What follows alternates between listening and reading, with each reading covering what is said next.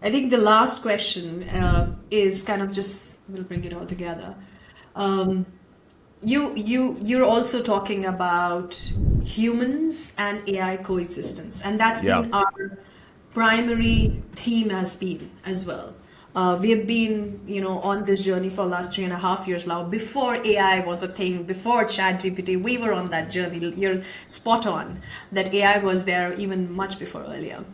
I think the anxiety you spoke about, what should I excel at? The question which people are asking, right? So there could be disengagement, there could be burnout, and that's where uh, coaching can play a fantastic role. Now, it can be human, of course, limited, Yeah. but Yeah. then AI, especially if done correctly, can play a huge role in coaching people on such challenges.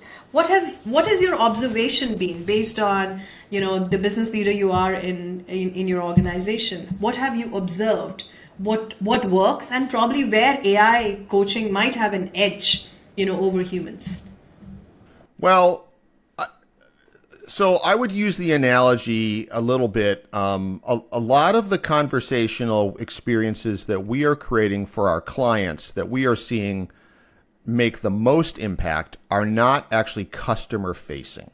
So like we're running around and we create really interesting conversational experiences to help you book a vacation or to help you sort of like book a flight, right? And so those are like customer facing things. And those are actually really cool and pretty valuable, or configure a car or those kinds of things. But the experiences where we are actually sort of tracking the most valuable business impact are actually sort of these conversational experiences that sit with someone at like a call center. And so an actual person calls someone in a call center, the call center, an actual person answers and is trying to help them solve the problem. There's a conversational experience that's listening to that conversation and offering silent suggestions Sure. to that call center operator. And so it's almost like your ride along co-pilot, your buddy, your partner, who's like there going like, maybe we should try this for this person, or maybe wait, don't forget to sort of suggest this other thing. And I think that is actually a really interesting way to think about coaching, right? It's not a boss. It's not the thing that's telling you what you have to do. It's something that's sitting there right along beside you, kind of offering up helpful suggestions, that has your best interest at heart, that kind of wants you to be successful, that has no sort of like skin in the game other than that. It just wants you to be the most effective, the most impactful that you can be, and still allows you to kind of be the voice of yourself and to shine. Like, I actually think that that's kind of the way to think about a lot of these kinds of things. So sort of the ride along model for a lot of these AI experiences right now is something that I'm really trying to pay a lot of attention to, because I think it eases a lot of the human concern that I think is kind of around, like, am I just going to be taking orders from, this, robotic brain? No. But it also does, I think, sort of like naturally reveal its value to people. Yeah. It allows people to feel really smart. It's almost like you have 1,000 textbooks opened up to all your like sort of cheat sheet like things kind of surrounding around you, and allows you to take the test with all of these sort of like textbooks around you, right? There's a very Gen X reference for you there. No one has textbooks anymore, but whatever. So, but yeah, but that's, and I find if people kind of like think of it that way and kind of look at it that way, it's really effective. The other thing that I think a lot about is this is not removing kind of the need for people to be mentors themselves, or to be for people to be coaches themselves.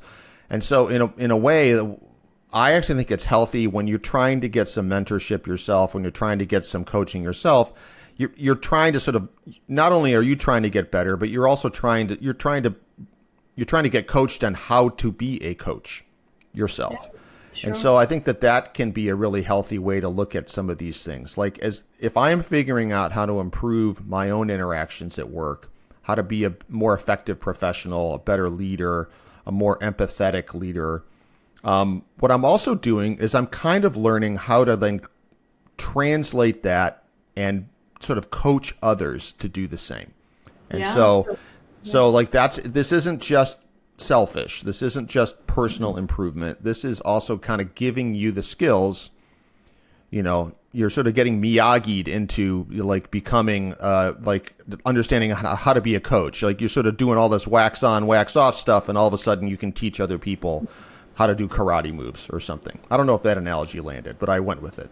No, it did. It did. We did an interesting experiment, I think 3 weeks back, with a bunch of coaches who were going through a master's program in NYU, Yeah. wherein we gave them Sherlock for a week.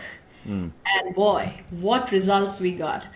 Just within a week, we saw 1,000 minutes, and then the feedback around where Sherlock had an edge over human coaching. And I'm specifically saying human coaching, not per se humans. Human Yeah. coaching, which is average coaches, is people spoke about that how Sherlock had an ability to throw off metaphors. Like you said, there are textbooks. Imagine Socrates sitting next to you having a conversation when you're actually coaching, and he can actually give those metaphors which land so well with you. So coaches mentioned about those, that how Sherlock was able to pull in metaphors, contextual information, and they found that as an edge that they could learn a thing or two from Sherlock, which is Yeah. what we always knew when we were building Sherlock.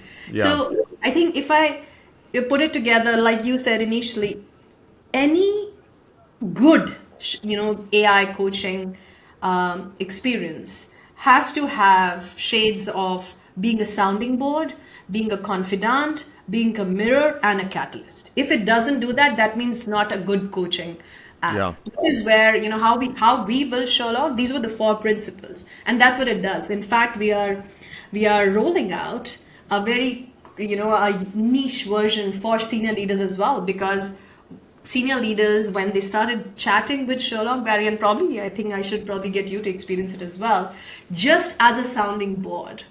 Imagine you're driving to work, if at all you do, any day, Yeah. or anywhere. Let's say you're in your own space and you want to bounce off ideas for a board meeting which is coming tomorrow. It's not Yeah. going to tell you, it's not going to mentor you, but you can use that as a sounding board.